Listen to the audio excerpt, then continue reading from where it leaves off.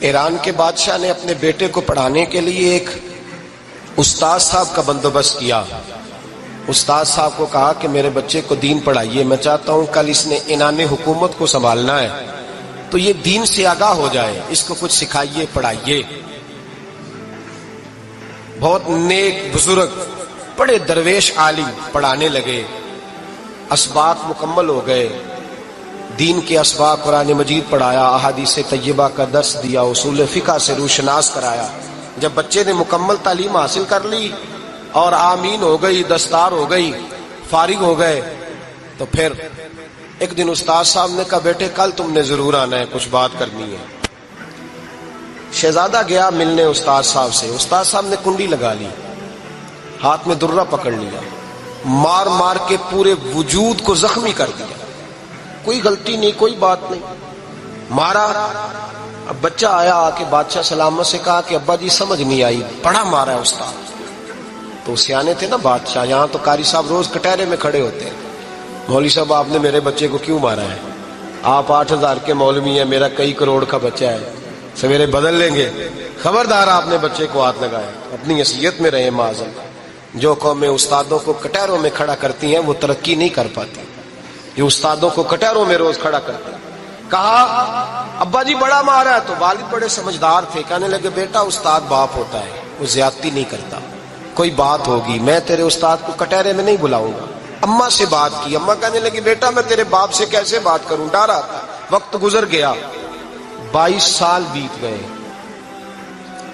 22 سال گزر گئے. بادشاہ کا انتقال ہوا، شہزادہ تخت پہ بیٹھا. پہلا حکم یہ دیا کہ میرے استاد کو بلاؤ. پہلا حکم. استاد جی بوڑھے ہو گئے تھے، چھڑی کے اوپر ٹیک لگا کے آئے اور بھویں سفید ہو کے جھک گئی تھیں. یوں آنکھ کھول کے بڑی مشکل سے دیکھا، کہنے لگے شہزادے حکم ہو. کم میں شہزادہ نہیں، اب میں بادشاہ بن گیا ہوں.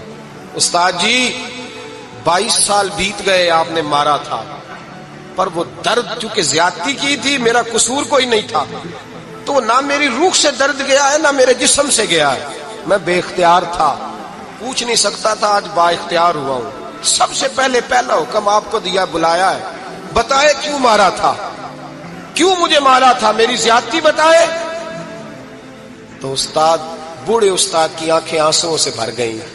کہنے لگے بیٹے بس آج کے دن کے لیے مارا تھا، یہ جو دن آ گیا نا میری زندگی میں اس لیے مارا تھا، یہ میں چاہتا تھا میری زندگی میں وقت ہے، آج کے بس میری مراد پوری ہو گئی. کہ صاحب کس لیے، مجھے بھی سمجھائے. آپ فرمانے لگے کتنی دیر ہو گئی تجھے مار کھائے ہوئے، کتنا زمانہ بیت گیا. کہنے لگا 22 سال. فرمایا زخم بھولے تو نہیں، درد ختم تو نہیں ہوئی، تمہیں بات 1 منٹ کے لیے بھی تمہارے حافظے سے محو تو نہیں ہوئی. کہ استاد جی روز رات کو یاد آتی، روز خیال آتا تھا. استاد کہنے لگے بھائی تو بے اختیار تھا، پوچھ نہیں سکا، 22 سال تجھے یاد رہا، مجھے پتا تھا تو ایک دن حکمران بنے گا. میں نے تجھے اس لیے مارا تھا کہ بیٹے یاد رکھنا، کسی پہ ظلم نہ کرنا. اگر تجھے 22 سال تک یاد رہا ہے تو جس پر تو ظلم کرے گا اسے بھی قیامت تک یاد رہے گا. اور یہ یاد رکھنا تو آج با اختیار ہوا تو تو نے مجھے بلا لیا ہے، قیامت کے دن غریب با اختیار ہو جائیں گے، مظلوم با اختیار ہو جائیں گے. وہ با اختیار ہوں گے للہ الواحد القہار، رب کریم کی بارگاہ کے اندر ان کا اختیار ہوگا، اکیلے اللہ کی حکمرانی ہوگی. پھر وہ بلائیں گے بڑے بڑے کج کلا، دنیا میں جن کی پگڑیاں اونچی تھیں وہ سر جھکائے کھڑے ہوں گے. دنیا میں جو ڈکٹیٹر بنتے تھے ان کی پشتیں لال ہوں گی، ان کو غدار لکھا جائے گا، قیامت تک نہیں بھولے گا. ظلم کرنا تو سوچ سمجھ کے کرنا، اتنا کرنا جتنا تم سہ سکتے ہو، اتنی زیادتی کرنا جتنی قیامت میں تم برداشت کر سکتے ہو. میرے نبی کریم صلی اللہ علیہ وسلم نے فرمایا ظلم سے بچو، یہ قیامت کے اندھیروں میں سے ایک اندھیرا ہوگا. زندگی میں زیادتی نہ کریں. اگر تھوڑی دیر کے لیے کوئی چیز برداشت کر جائیں گے تو وہ فائدہ دے جائے گی، کچھ دیر کے لیے اگر سہ جائیں گے تو نفع مل جائے گا. سہنے کی کوشش کریں لیکن زیادتی نہ کریں. نظر کو، سوچ کو، ذہن کو پاک رکھیں. اور میرے بھائی زندگی پوری ظلم سے بچیں، زیادتی سے بچیں. امیر المومنین حضرت جناب سیدنا عمر فاروق رضی اللہ تعالیٰ عنہ رات گھر میں تھے تو رونے لگے، بڑی دیر تک روتے رہے. والدہ اٹھی تو صاحبزادے سے کہنے لگی پتہ کرو تمہارے باپ کو کیا مسئلہ ہے۔ شہزادے آئے، کہنے لگے امیر المومنین والد گرامی کیا ہوا؟ تو حضرت عمر فاروق کہنے لگے بیٹا اپنی اماں کو بلاؤ۔ والدہ آ گئی، کیا بات ہے؟ کچھ طبیعت خراب ہے تو حکیم کا بندوبست کیا جائے۔ تو حضرت عمر کہنے لگے کچھ بھی نہیں، آج مسجد سے نکلا ہوں تو نبی پاک کے صحابہ میری تعریفیں کر رہے تھے۔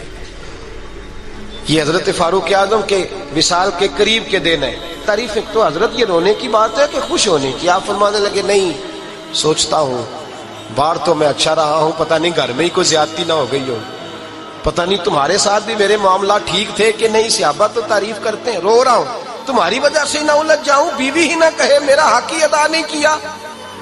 یہ لفظ کہتے کہتے پہاڑ ہے یہ شخص، کیسر و کسرا کانپتے ہیں۔ حضرت عمر رو پڑے، بی بی سے کہنے لگے مجھے اللہ کی رضا کے لیے معاف نہیں کر دیتی؟ میرے اوپر بوجھ تھا امت کا، میں ساری رات مدینے کی گلیوں میں پھرتا تھا، دن سارا مسجد میں گزرتا تھا، میں تجھے وقت نہیں دے پایا، معاف نہیں کر دیتی؟ تو زوجہ کہنے لگی نہیں عمر، میں نے بھی زندگی میں اپنا کوئی سکھ چین نہیں دیکھا، کوئی چاؤ پورا نہیں کیا، میں کیسے معاف کر دوں؟ میں نہیں معاف کرتی۔ حضرت عمر زمین پہ بیٹھ گئے، رونے لگے، کہنے لگے چل معاف کر دے۔ کہنے لگی ایک وعدہ کرو، قیامت کے دن رب کریم کی بارگاہ میں میری سفارش کرو گے؟ اللہ کی بارگاہ میں عرض کرو گے کہ اللہ اچھی تھی، مجھے کپڑے دھو کے دیتی تھی، روٹی پکا کے دیتی تھی، میری عزت کی محافظ تھی؟ جناب عمر کہنے لگے تیرے ساتھ وعدہ ہے، رب اپنے فضل سے عمر کو جنت دے گا تو عمر تجھے جنت میں ساتھ لے کر کے جائے گا، تیرے ساتھ وعدہ ہے۔ میرے بھائی جن کے دلوں میں احساس تھا کہ ہم سے کوئی زیادتی نہ ہو جائے کسی جگہ، وہ تو یہاں تک معاملہ کرتے تھے، یہاں تک ان کا خیال رہتا تھا۔ عزیزو، ایک تو نظر میں حیا پیدا کریں، والدین کی بہت بڑی ذمہ داری ہے۔ لاکھوں بچے مرضی کی شادیاں کر رہے ہیں، ہزاروں گھر اجڑ رہے ہیں، یہ وہ والا زہر ہے جو ہر گھر میں تیزی سے پھیلتا چلا جا رہا ہے۔ پہلے ہم کہتے تھے کہ بچہ باہر نہ نکلے، اب کہتے ہیں اللہ کہیں موبائل لے کے تنہا نہ بیٹھ جائے، کہیں تنہا نہ بیٹھ جائے، کیا بنے گا اس کا اگر یہ گندگی اور یہ ایسا نشہ ہے جو اجاڑ کے رکھ دیتا ہے انسان کی توانائیوں کو۔ ایک تو ذہن کو، طبیعت کو پاک رکھیں، دوسرا زیادتی کبھی نہ کریں۔ یہ دو سبق اگر امت کو یاد ہو جائیں تو پھر معاشرہ بڑی تیزی سے اصلاح پذیر ہوگا۔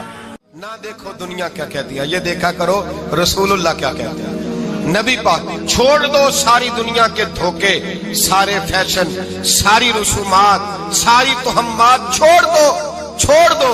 نبی پاک کی غلامی عزت ہے، حضور کی غلامی۔ یار بندہ بالکل بے عمل ہونا، بالکل تو میری طرح داڑھی رکھ کے پگڑی باندھ کے بس میں بھی چڑھ جائے تو کئی لوگ سیٹیں خالی کر دیتے ہیں، کہتے ہیں بزرگوں یہاں آ جائیں، حضرت جی یہاں آ جائیں۔ تو پھر عزت کس چیز کی ہوئی؟ سنت مصطفیٰ کی ہوئی نا، پھر عزت نبی پاک کی سنت کی ہوئی نا، وقار کی ہوئی نا۔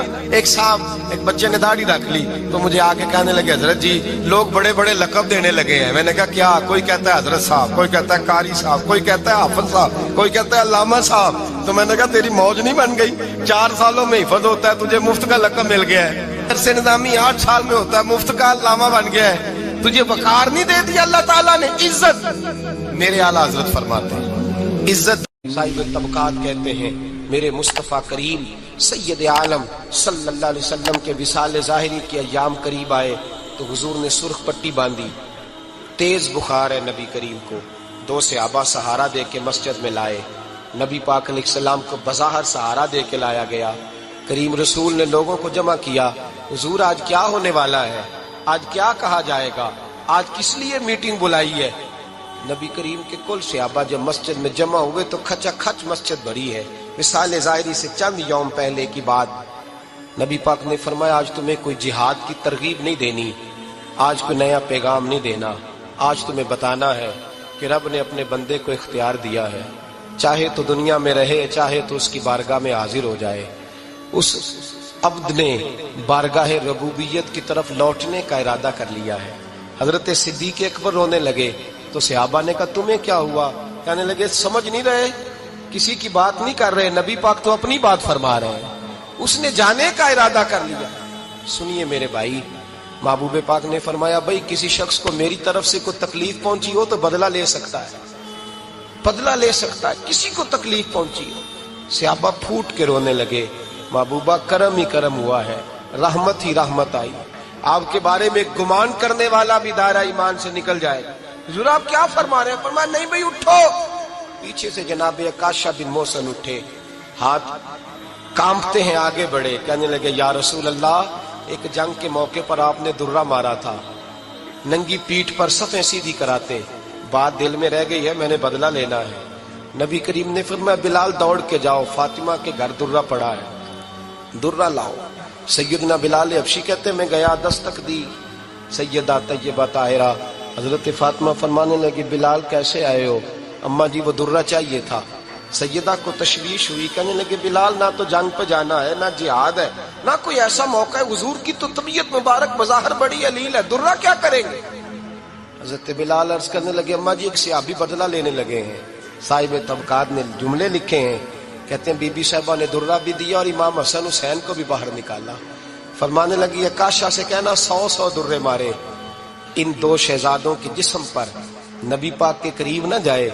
मैंने 2 बच्चे पैदा ही अपने महबूब पर कुर्बान करने के लिए किए, इनको ले जा। हजरत बिलाल कहते मैं 2 शहजादे लेके आया, और जब दरवाजे में मैं लेके पहुंचा तो नबी पाक ने देखा तो आंखों में आंसू आ गए। फरमाया इनको बिठा दो, मुझे पता है फातिमा ने क्या कह के भेजा है। हजरत सैयदना बिलाल फरमाते दुर्रा मैंने जनाब अकाशा को दिया। हजरत अकाशा दुर्रा लेके आगे जो बढ़े तो हजरत अबू बकर सिद्दीक ने उनके पैरों पे हाथ रखा, फरमाया अकाशा मेरी तरफ आ यार, मुझे मार दुर्रे, नबी पाक के करीब ना जा। मुस्तफा करीम ने फरमाया अबू बकर तू हट जा, इसे आने दे। फरमाते मैं चंद कदम आगे गया तो मौला अली शेर खुदा ने मेरे पैर पे हाथ रखा, कहने लगे अकाशा सोच तो सही तू क्या कर रहा है? हुजूर ने फरमाया अली हट जाओ, मेरा और उनका मामला है। जनाब अकाशा आगे बढ़ रहे, नबी करीम ने फरमाया मैं अपनी उम्मत को दर्श देना चाहता हूँ, खबरदार खबरदार जिंदगी में तुम्हारे हाथ से जुबान से किसी को तकलीफ ना पहुंचने पाए, खबरदार। याद रखना वो माशरे बिगड़ जाते हैं, वो माशरे तबाह कर दिए जाते हैं जहां जुल्म होता है, जहां ज्यादती होती है, जहां लोगों को सताया जाता है। महबूब करीम के करीब आए हजरत अकाशा का, हुजूर मेरी पीठ नंगी थी, आप भी जरा कपड़ा हटाइए।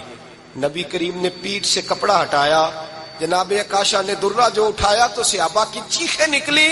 हजरत अकाशा ने दुर्रा दूर फेंका, हुजूर के बतने अतहर से लिपट गए, चूमने लगे, कहने लगे हुजूर वो तो सफे सीधी कराते लग गया था, आपने कहा मारा था? या रसूल अल्लाह मैं तो बहाना बना रहा था कि जाती दफा मुझे वजूद चूमने का मौका नसीब हो जाए, मुझे ये मौका नसीब हो जाए।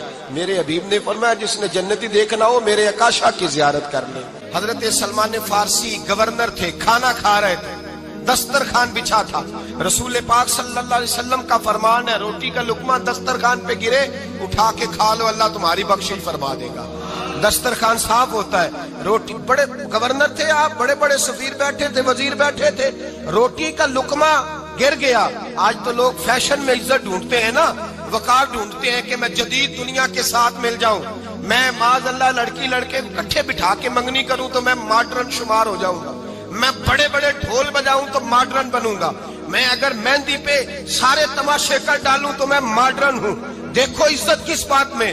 हजरत सलमान फारसी रोटी खा रहे थे, सफीर वजीर न जाने बड़े बड़े लोग बैठे थे, खाना खाते खाते लुकमा गिरा दस्तरखान पे, हजरत सलमान फारसी ने समेटा, मुंह में रखा, फिर उंगली मार के दस्तरखान साफ किया।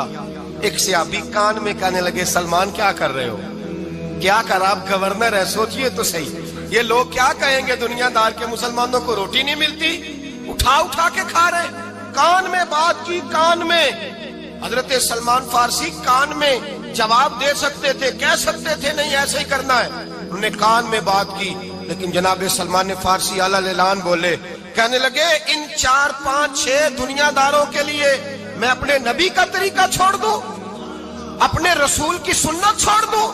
ये 4 5 दुनियादार दुनिया की तरफ देख के मैं मुस्तफा से मुंह मोड़ लूं? फिर जोश जज्बात में सर से पगड़ी उतार दी, रोने लगे। अब फरमाने लगे मैं मदीने के बाजारों में खजूरें उतारता था, नौकरियां करता था, ये जो मेरे सर पर इज्जत के बाल है ये मोहम्मद अरबी के उगाए हुए हैं, रसूलुल्लाह के उगाए हुए हैं। और भाइयों हद हो गई।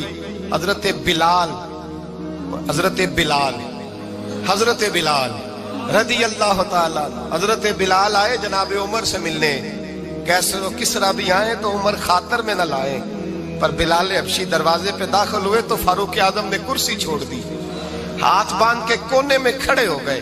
काला रंग है, नाम भी लिखना नहीं जानते, जमाने में तारुफ कोई नहीं। हजरत उमर ने हाथ बांधा है। लोग कहने लगे उमर तू कैसे हो, किसरा से नहीं डरता, ये कौन आ रहा है जिसके लिए तेरा इतना इस्तकबाल है। हजरत उमर कहने लगे चुप कर जाओ, इसकी बात न करना, इसे आने दो, इसे आने दो, इसकी बात न छेड़ना। हजरत सैयदना बिलाल आए, कहने लगे अमीरुल मोमिनीन क्या कर रहे हो। फरमाया नहीं चुप कर यार, बाजू पकड़ा, अपनी कुर्सी पे बिठाया। हजरत बिलाल कहने लगे हुजूर मैं गुलाम हूँ, मुझे तो तरीके भी नहीं आते इन कुर्सियों पे बैठने के, मैं तो गरीब माँ का बेटा, गुलाम बाप की औलाद, सलीकन, ये आप क्या कर रहे हैं। तो हजरत उमर कहने लगे बिलाल था तो तू गुलाम ही, पर जब से मुस्तफा का गुलाम बना है तू हमारा इमाम बन गया है, अब तू इमाम है रसूलुल्लाह की उम्मत का। फरमाया वो मुझे दिन याद है जब मक्का फतह हुआ था, बुत टूट गए थे, बड़े बड़े सरदार थे, और मेरे नबी ने फरमाया बिलाल से कहो काबे की छत पे चढ़ के अजान दे। तो लोगों ने कहा हुजूर ये सारे जल गए हैं, किसी और की ड्यूटी लगा दे। हुजूर ने फरमाया चुप करो, बदर में मार खा के अजान पड़े तो बिलाल, ओहद में पत्थर बरसे अजान पड़े तो बिलाल, तपते सहराओं में पड़े तो बिलाल, हर जगह मार खाए तो बिलाल। और आज अगर अल्लाह ने इज्जत दी है तो मैं लोगों को देख के बिलाल को इज्जत ना दूं। मैं बताना चाहता हूं कि रसूलुल्लाह की गुलामी में इज्जत है। फरमाया कोई ऊपर नहीं चढ़ेगा, अबू बकर भी नीचे, उमर भी नीचे, उस्मान और अली, तलहा और जुबैर भी नीचे। आज ये हबशी गुलाम काबे की छत पे चढ़ेगा और मैं दुनिया को बताऊंगा कि असल इज्जत उसी के पास होती है जो रसूलुल्लाह का गुलाम हुआ करता है। हजरत बिशर आफी रहमतुल्लाह अलैह से सारा जमाना प्यार करता था। बगदाद का एक ताजर कहता है मुझे नहीं बाबा अच्छा लगता था। हमारा अपना अपना ज़हन है ना, हम कहते हैं मैंने जिधर सारी दुनिया जा रही है वहां नहीं जाना। कहते हैं कि वो बाबा मुझे नहीं अच्छा लगता था, हालांकि सारा बगदाद इज्जत करता। क्यों नहीं अच्छा लगता था? कहते हैं इसलिए कि बाबा ना सिर्फ फर्ज मस्जिद में पढ़ता था, बाकी नमाज घर जाके। तो मैं कहता था इतना वली है तो बाकी भी मस्जिद में पढ़े। कहते एक दिन मैंने कहा जसूसी करनी है इसकी, जो कि इस्लाम में मना है। कहते हैं हजरत बिशर आफी रहमतुल्लाह अलैह ने जुमे के फर्ज पढ़े, फर्ज पढ़ के निकल गए दौड़ के। फरमाते मैं पीछे हो गया, मैंने कहा आज मैंने सुन्नतें छोड़ दी हैं पर इसका पता करना है, सुन्नत नफल बाद में पढ़ूंगा। कहते हैं हजरत बिशर आफी जल्दी से ना एक कबाब वाली दुकान पे गए, वहां से कबाब खरीदे। और मैंने कहा बूढ़े की उम्र देखो और इसके जायके देखो, इस उम्र में भी कबाब खाएगा। ओए होए, मौलवी को रोटी ने सताया था इसलिए सुन्नत और नफल छोड़ आया है। कहते हैं थोड़ा सा वो आगे बढ़े तो नान भाई की दुकान से ना नान खरीदे। मैंने कहा देखो यार, देखो इसके जायके, गरम नान खाएगा। बहुत सारे लोग बगदाद में रात की रोटी खाते पर ये गरम खाता है। कहते हैं हजरत वो नान और कबाब लेके ना जंगल की तरफ मुड़े तो मेरे दिल में ख्याल आया यार बड़ा ही इस आदमी का अजीब जहन है, ये अब सब्जे पे बैठ के यहाँ मौज करेगा, खाए पिएगा और सुन्नत नफल छोड़ दी। अल्लाह हजारों मुरीद है। कहते हैं हजरत जंगल में दाखिल हुए, थोड़ा सा सफर किया तो कच्ची आबादी आ गई। कच्ची आबादी, एक कच्चे मकान की टूटा हुआ दरवाजा, बाहर से कुंडी लगी। बगदाद के नंगे पांव चलने वाले हजारों मुरीदों के उस पीर ने कुंडी खोली, अंदर गए, एक फालज ज़दा बाबा जी बैठे। कहते हैं हजरत बिशर आफी ने अपनी पगड़ी खोली और उस आदमी के मुंह से पानी निकल रहा था, राल टपक रही थी। कहते पहले अपनी पगड़ी से मुंह साफ किया, फिर प्याले से पानी डाल के मुंह धोया, फिर हजरत उसके टांगों पे कपड़ा डाल के रोटी का लुकमा तोड़ के उसके मुंह में डाल के कहने लगे बाबा नाराज ना होना, जुमे वाले दिन मुझे देर हो जाती है, अभी तो मैंने सुन्नत और नफल भी पढ़ने हैं, नाराज ना होना, मुझे देर हो जाती है। कहते हैं वो बाबा रो पड़ा और कहने लगा बिशर यार 14 साल हो गए तू रोज आता है। 14 साल, ये 1 सदी का किस्सा है, 2-4 बरस की बात नहीं। 14 साल से तू रोज आता है, मैं पता नहीं कब तक लाश बने पड़ा रहूंगा, तू कब तक आएगा। हजरत बिशर आफी ने बाबे के आंसू पूछ के कहा बाबा फिक्र न कर, आज के बाद ये जुमला ना कहना कि तू मेरे लिए बोझ है। फरमाया लोग समझते हैं कि मैंने इबादत करके मकाम पाया है, لوگ سمجھتے ہیں میں نوافل زیادہ پڑھتا ہوں، دنیا جانتی ہے کہ میری رات کی تسبیح زیادہ مضبوط ہے، اور میں ان میں سے کوئی بات بھی نہیں، میں تو تیری نوکری کرتا ہوں تو اللہ نے میری عزتوں میں اضافہ فرما دیا ہے۔ سوچ ہی صاف نہیں، نظریہ ہی ٹھیک نہیں، فکر ہی ٹھیک نہیں۔ اسلام نظریے کا مذہب ہے۔